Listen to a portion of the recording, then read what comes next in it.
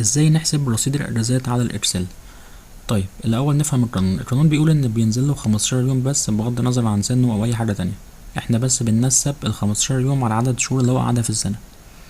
انما لو حد قديم عندي فهو بينزل له يا اما 21 او 30، حسب هو سنه فوق ال50 ولا لا، وحسب هو بقاله فوق ال10 سنين ولا لا.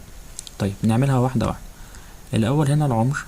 هنا في الحاجات اللي بالازرق دي البيانات الرئيسيه بتاعتنا عادي، كود واسم وتاريخ تعيين وتاريخ ميلاد. من اول هنا معادلات. هنا العمر بنحسبه على تاريخ الميلاد بتاعه لحد 1/1/2026. عدد سنوات الخدمة برضو بنحسبه لحد نفس التاريخ. هنا عدد شهور العمل في العام عشان نعرف ننسب الناس الجداد. وهنا بيحسب لي رصيد الأجازات عام 2026. نفهمها برضو. هنا بنقول له اف ان هو لو قعد 12 شهر كلهم خلال السنة، هنشوف هو لو فوق ال50 سنة كعمر او فوق ال10 سنين يبقى هينزلوا 30 يوم، ولو مش كده هيبقى 21. طيب هو لو معادش ال12 شهر كلهم يبقى ده كده جديد، هنقسم 15 على 12 في عدد شهور اللي هو قعدهم في السنة. وإنما في السنة اللي بعدها هينزله ال30 يوم أو ال21 يوم كاملين، حسب هو قعد قد ايه.